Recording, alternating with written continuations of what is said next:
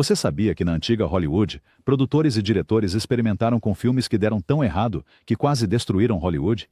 Esses filmes tinham material tão grosseiro que foram banidos apenas para salvar não apenas Hollywood, mas também o público em geral.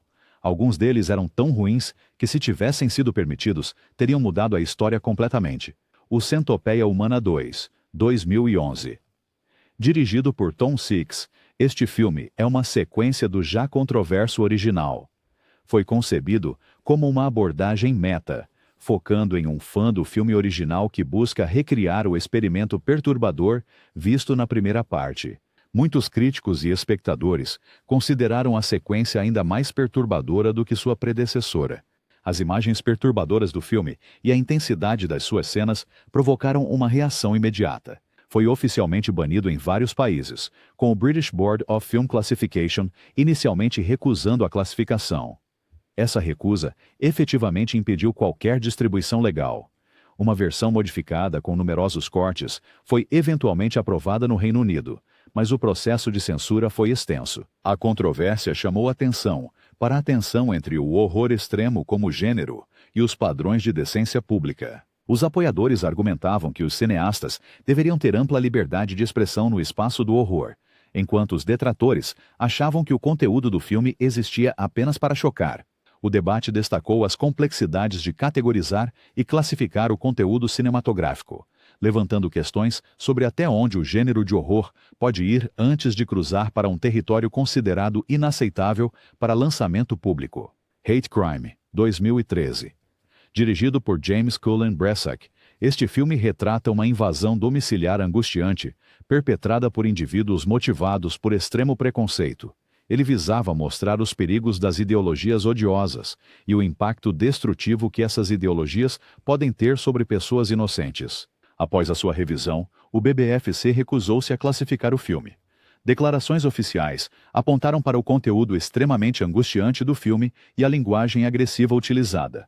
Isso efetivamente o baniu da distribuição legal no Reino Unido. Alguns críticos sentiram que o filme apresentou um conto de advertência sobre o extremismo, mas outros acreditaram que ele sensacionalizou material altamente sensível. A proibição de hate crime ilustra o delicado equilíbrio entre aumentar a conscientização sobre problemas do mundo real e, sem querer, glorificar ou explorar assuntos sensíveis.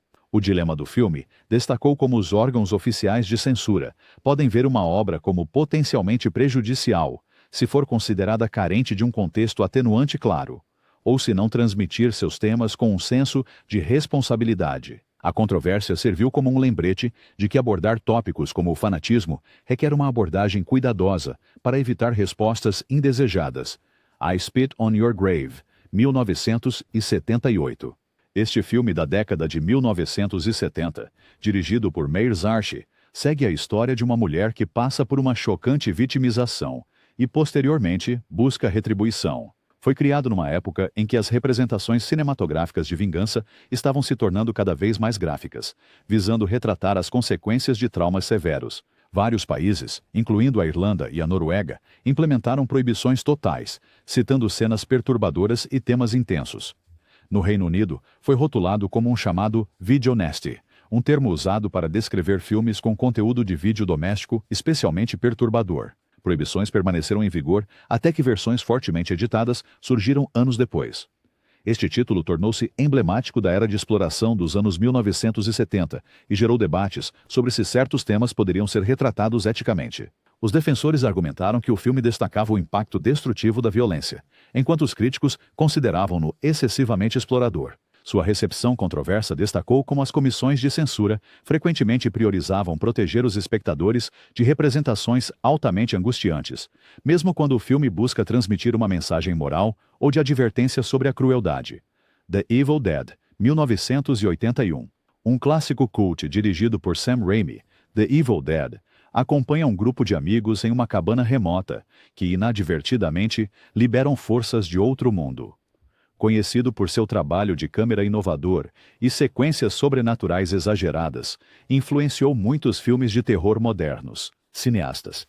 Em vários países, incluindo o Reino Unido, The Evil Dead enfrentou censura significativa, em grande parte devido à sua representação gráfica, de encontros demoníacos e imagens intensas. Rotulado como um vídeo nasty, foi sujeito a Há edições pesadas antes de ser liberado em certas regiões. Apesar de sua recepção problemática inicial, The Evil Dead se tornou uma pedra angular do gênero de terror. Seu banimento e posterior renascimento como filme cult demonstram como o sentimento público pode evoluir. Com o tempo, muitas regiões relaxaram suas posições, eventualmente concedendo lançamentos sem cortes do filme. Essa mudança destaca as definições em evolução do conteúdo de terror aceitável, bem como o poder do apoio dos fãs para reabilitar a reputação de um filme. Cannibal Holocaust, 1980. Cannibal Holocaust, de Ruggero.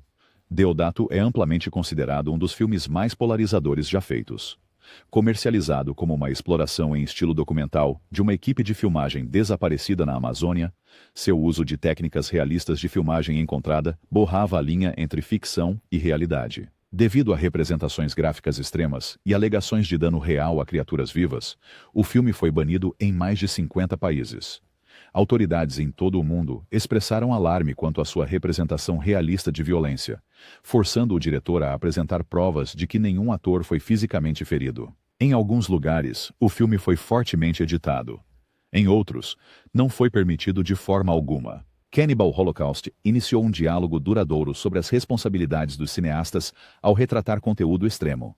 Ele estabeleceu as bases para futuras produções de filmagem encontrada, demonstrando como o realismo pode amplificar as reações dos espectadores. A controvérsia também provocou discussões sobre a ética de retratar danos a criaturas vivas em nome da arte, levando a diretrizes mais rigorosas e monitoramento nos sets de filmagem ao redor do mundo. Bais et Moi, 2000. Co-dirigido por Virginie Despentes e Coralie Trintignant, este filme francês segue duas mulheres que se envolvem em uma série de atos violentos, após vivenciarem traumas pessoais significativos. Combina elementos de narrativa dramática com imagens intensas, visando um estilo cru e confrontador. A sua representação explícita de conteúdo adulto e comportamento agressivo levou a proibições em países como a França e a Austrália. No Reino Unido, o filme foi fortemente editado antes de receber uma classificação de 18 anos. Os críticos discordaram sobre se era uma declaração feminista ou um exemplo de exploração gratuita. Este filme exemplifica como temas envolvendo vingança pessoal e comportamento extremo podem confundir a linha entre crítica social e sensacionalismo. O banimento e a edição destacam as dificuldades em equilibrar a autenticidade artística com as sensibilidades do público, uma questão recorrente na cinematografia. Embora controverso, o filme gerou um debate significativo sobre a liberdade de expressão e a representação da autonomia pessoal no cinema. A Laranja Mecânica, 1971.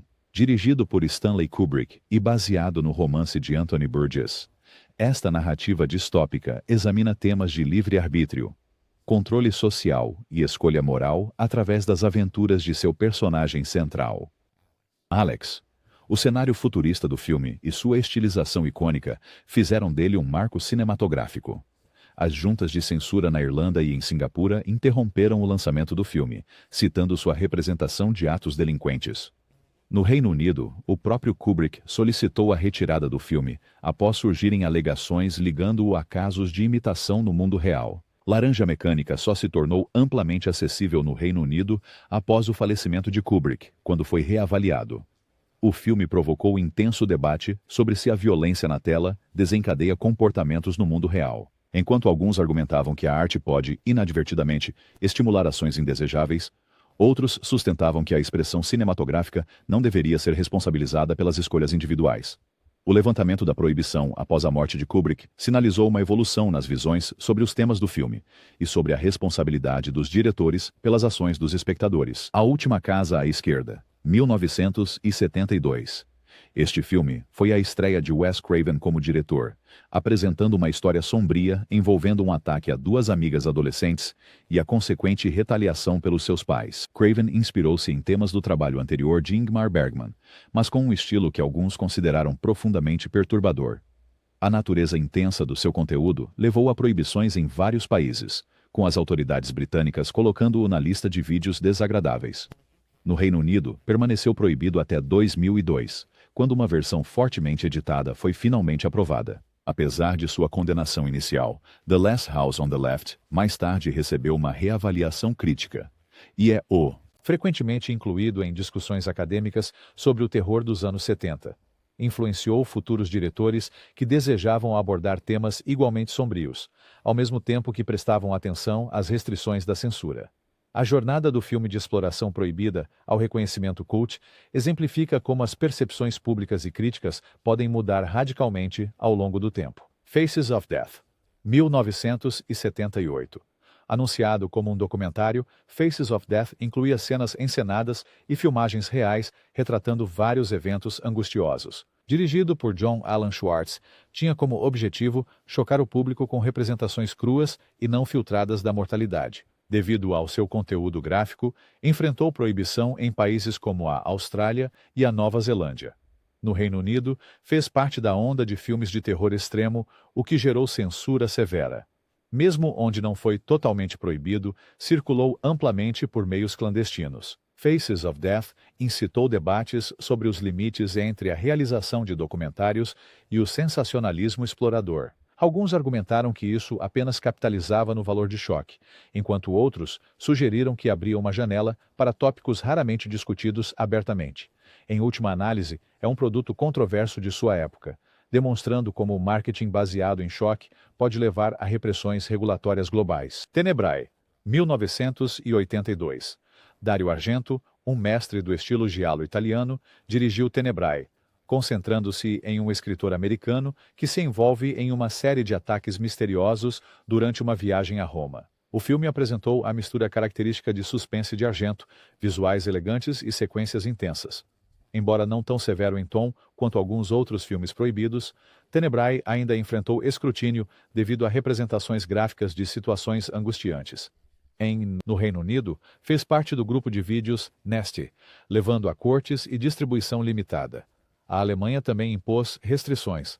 Tenebrae ajudou a popularizar o subgênero giallo mundialmente, mas sua censura ilustrou as dificuldades que certos estilos de nicho podem enfrentar quando regulados por conselhos mais conservadores. Em retrospecto, o trabalho artístico do filme recebeu elogios, provando que mesmo material fortemente censurado ou banido pode alcançar apreciação crítica com o tempo. Blood Feast, 1963. Frequentemente chamado de um dos primeiros filmes splatter, Blood Feast foi dirigido por Herschel Gordon Lewis, que visava romper barreiras na representação de imagens intensas na tela. A história gira em torno de um fornecedor de alimentos que comete atos terríveis, como parte de um ritual bizarro. As autoridades britânicas, entre outras, recusaram a certificação de Blood Feast durante décadas, considerando-o demasiadamente gráfico. Quando finalmente recebeu classificação no Reino Unido em 2005, muitos espectadores ficaram surpresos que um filme de 1963 ainda pudesse provocar tal debate. O papel de Blood Feast, como pioneiro do gênero splatter, não pode ser subestimado. Ele estabeleceu uma nova fronteira para a representação de conteúdo intenso no horror. A proibição do filme destacou como ultrapassar limites criativos pode ter o custo da aprovação oficial. Ao longo do tempo, ganhou um público cult, e agora ocupa um lugar na história do cinema como um pioneiro, embora altamente controverso. Antropófagos, 1980. Dirigido por Joe D'Amato, Antropófagos segue um grupo de viajantes que encontram um indivíduo perigoso em uma ilha isolada. Como parte da onda do cinema de gênero italiano dos anos 1980, apresentou uma atmosfera sombria e imagens confrontadoras. A natureza extrema de certas sequências levou a uma proibição no Reino Unido, classificando-o como mais um video nasty.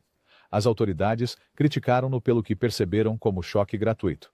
Ficou fora do mercado por muitos anos, até que edições significativas foram feitas. Muito parecido com outros filmes de exploração italianos da sua época, Antropófagos exemplifica como tradições regionais de horror distintas podem colidir com padrões morais mais amplos. Sua proibição demonstrou o alcance global dos esforços de censura e como diferentes países frequentemente seguiam o exemplo do Reino Unido na regulamentação de lançamentos de horror explícitos. Uma vez ofuscado pela condenação, mais tarde encontrou nova vida entre colecionadores e fãs do cinema de exploração retrô.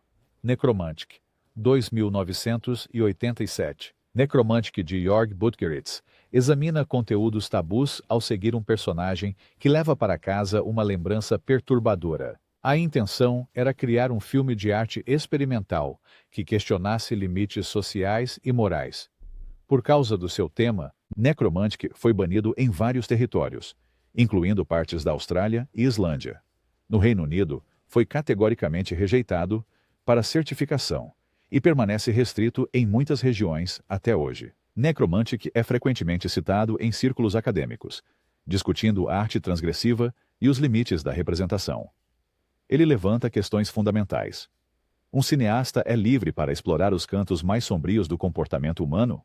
Ou devem haver limites sociais claros que a arte não deve ultrapassar? Embora o filme tenha um pequeno público dedicado, o consenso mais amplo ressalta que ultrapassar os limites de formas tão extremas frequentemente leva à censura e desaprovação generalizada. The Bunny Game, 2010.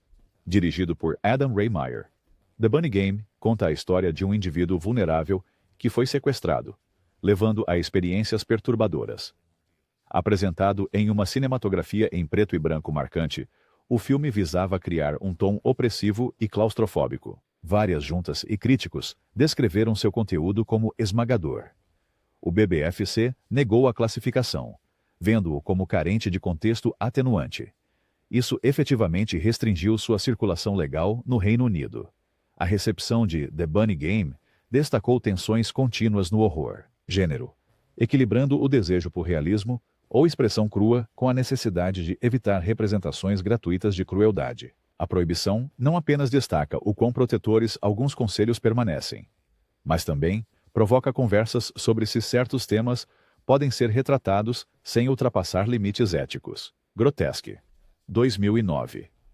Grotesque de Koji Shiraishi foca em dois indivíduos que passam por provações severas após serem sequestrados. Seu enredo simples enfatiza o espetáculo sombrio, com desenvolvimento mínimo de personagens. No Reino Unido, o BBFC recusou-se a classificar Grotesque completamente, afirmando que existia apenas para provocar um desconforto intenso, sem mérito artístico ou narrativo redentor.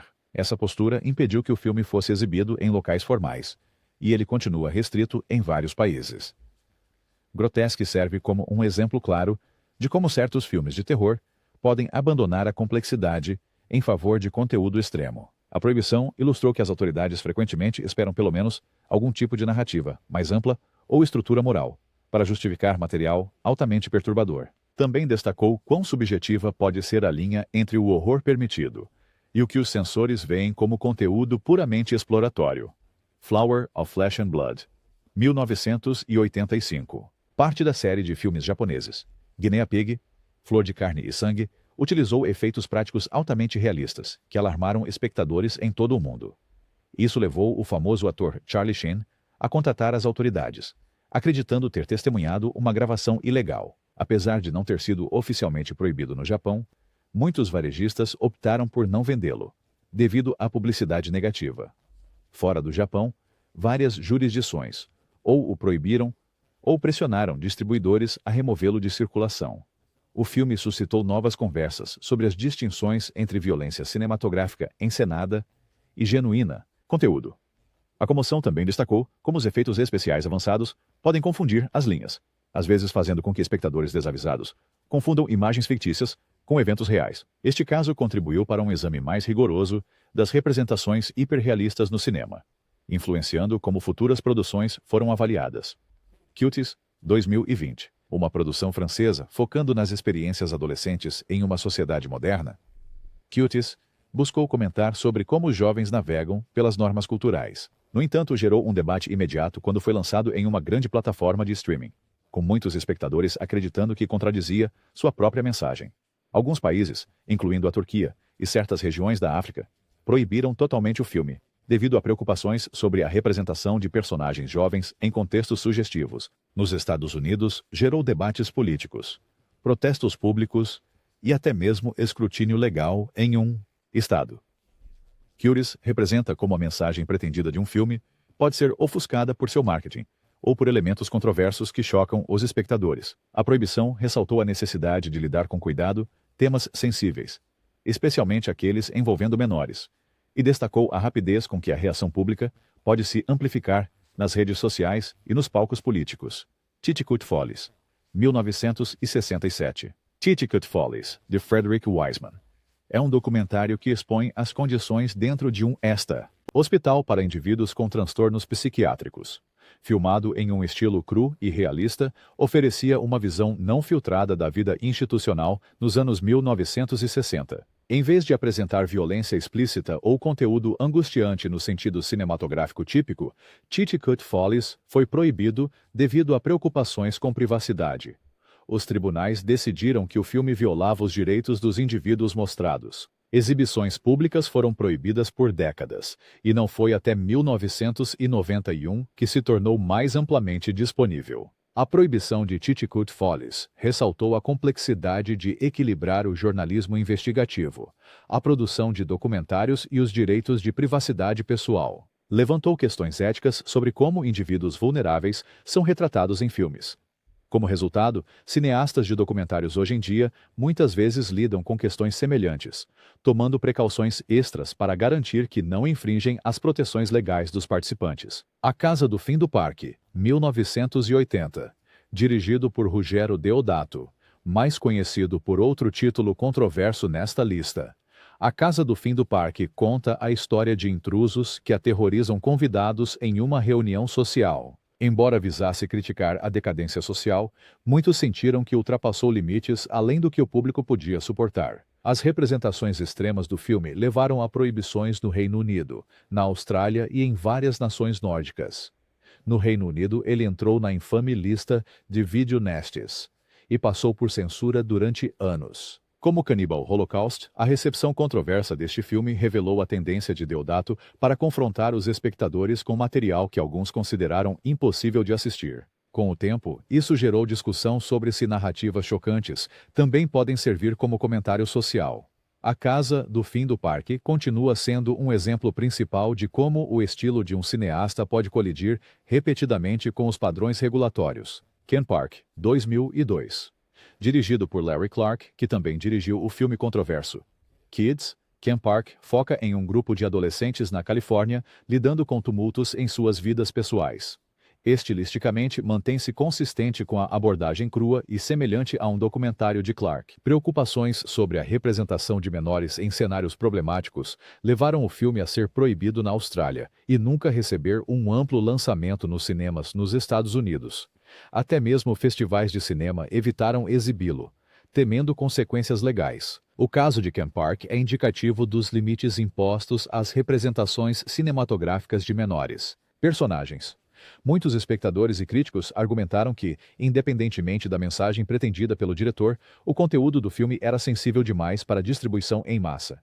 Estabeleceu um precedente de que, não importa quão forte uma declaração artística possa ser, filmes envolvendo menores devem ser tratados com o máximo cuidado para evitar questões legais e éticas. Visões de Êxtase, 1989. Este curta-metragem britânico apresentou sequências simbólicas inspiradas por imagens religiosas. Dirigido por Nigel Wingrove, visava explorar temas de anseio espiritual e experiências místicas de uma maneira altamente estilizada. Em um movimento sem precedentes, as autoridades do Reino Unido baniram Visions of Ecstasy, especificamente por motivos de blasfêmia. A proibição durou até 2008, quando o Reino Unido revogou suas leis de blasfêmia, finalmente permitindo que o filme fosse exibido. Visions of Ecstasy destaca-se por ser o único filme na história do Reino Unido a ser proibido unicamente por suposta blasfêmia. Este caso único destaca como as visões sociais e legais sobre a representação religiosa podem mudar drasticamente ao longo do tempo. A eventual revogação de leis arcaicas demonstra como a censura está intimamente ligada aos contextos culturais e legislativos. Homens por Trás do Sol, 1988. Esta produção chinesa foca em eventos históricos da Segunda Guerra Mundial, especificamente nas atividades de uma unidade militar notória. Embora pretendesse ser uma representação de atrocidades passadas, o filme incluiu sequências extremamente gráficas que alarmaram espectadores em todo o mundo. Algumas nações, incluindo a Coreia do Sul e certos países europeus, restringiram seu lançamento. Cenas retratando incidentes reais foram consideradas extremamente angustiantes. Mesmo em Hong Kong, a edição foi exigida. Man Behind the Sun provocou debates sobre como retratar tragédias históricas de forma responsável, sem cair no sensacionalismo. Críticos questionaram se as representações explícitas ofuscavam os objetivos educacionais do filme. No domínio da censura, navio. Isso exemplificava o dilema enfrentado por conselhos, ao tentar pesar a importância da consciência histórica contra o risco de causar angústia indevida entre os espectadores. The Brown Bunny. 2003. Vincent Gallo escreveu, dirigiu e atuou neste drama independente sobre um motociclista viajando pelo país. Embora principalmente um estudo de personagem, ganhou notoriedade por incluir uma cena altamente controversa com implicações explícitas. Embora não tenha sido completamente proibido na maioria dos países, The Brown Bunny enfrentou duras críticas. Muitos festivais se recusaram a exibi-lo devido à cena em questão, e os críticos ficaram profundamente divididos. Alguns o descreveram como um experimento artístico, enquanto outros o viam como uma provocação desnecessária. O filme se tornou um ponto de discussão sobre até onde o cinema independente poderia ir, especialmente ao retratar relacionamentos adultos. A controvérsia também destacou como uma única cena pode definir a percepção pública de um filme. Com o tempo, versões editadas apareceram, e alguns críticos reavaliaram The Brown Bunny de forma mais favorável, apontando para seu tom introspectivo, em vez de focar apenas em seu conteúdo controverso.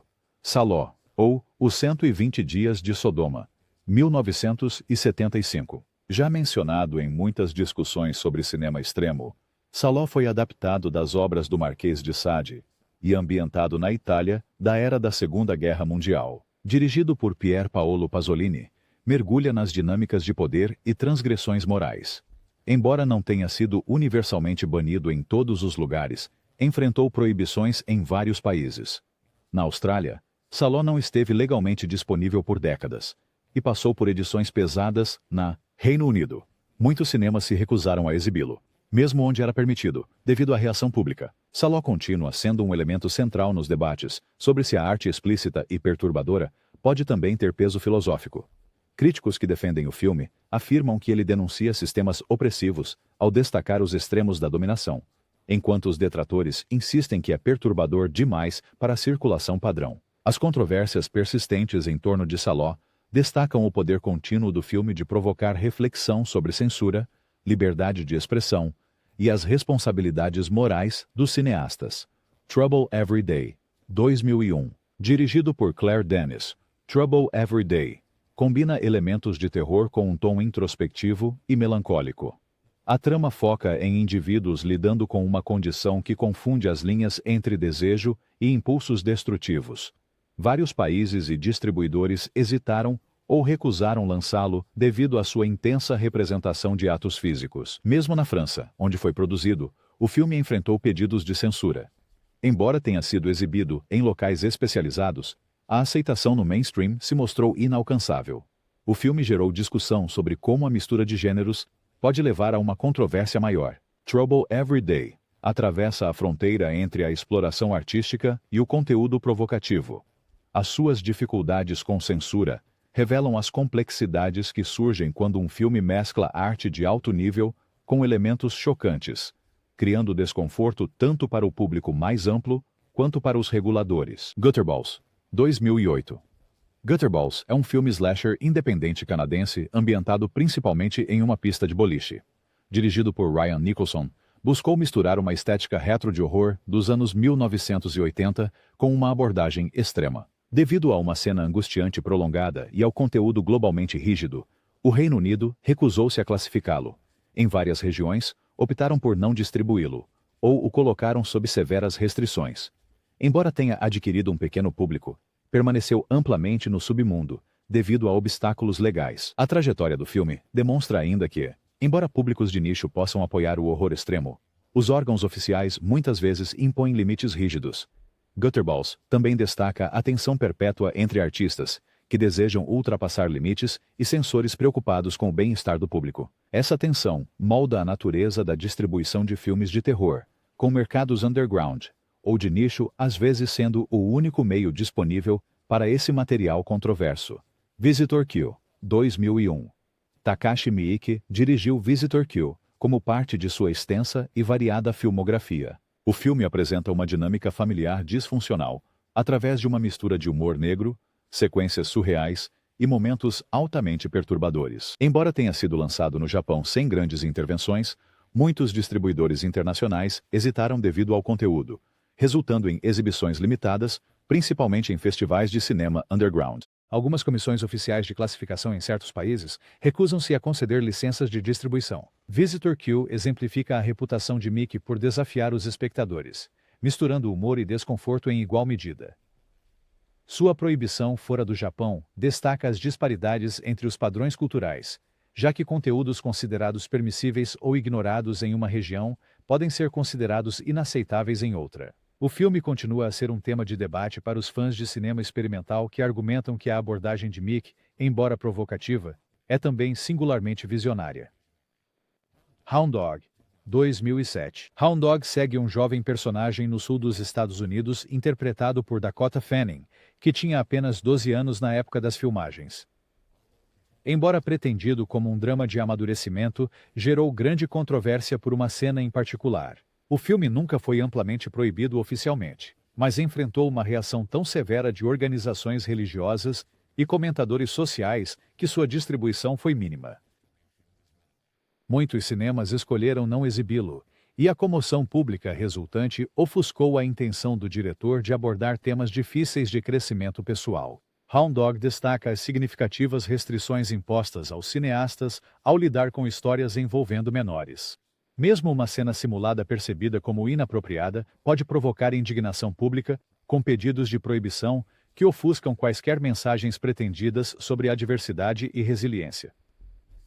Este cenário enfatiza a sensibilidade crescente em torno de conteúdos com jovens atores, refletindo uma postura protetora mais ampla na sociedade. Tumbling Doll of Flesh, 1998.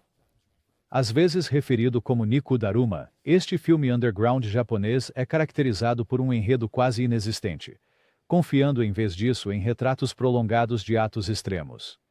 Foi feito com um público-alvo de nicho muito específico em mente e quase imediatamente ganhou notoriedade. Embora nem sempre fosse proibido por meio de legislação formal, Tumbling Doll of Flesh acabou efetivamente sendo colocado na lista negra por distribuidores em todo o mundo. Poucos meios legítimos o exibiriam, e muitos críticos argumentaram que ele não contribuía com nada além de choque. A quase invisibilidade deste filme nos canais convencionais ressalta como certos projetos empurram os limites tão longe que não conseguem assegurar apoio, mesmo entre distribuidores independentes. Consequentemente, raramente surge fora de negociações subterrâneas. Tumbling Doll of Flesh serve como um lembrete claro de que, embora a liberdade de expressão seja geralmente defendida nas artes, forças sociais, éticas e de mercado podem atuar como censores de facto quando um filme é considerado profundamente ofensivo. Filmes proibidos ocupam um espaço complicado na história do cinema. Eles servem como advertências sobre o que pode acontecer quando a arte colide com limites sociais, éticos e legais. Às vezes, essas obras provocam conversas necessárias sobre questões que a mídia tradicional evita. Em outras ocasiões, atraem forte condenação por parecerem promover crueldade ou por trivializar questões sérias do mundo real.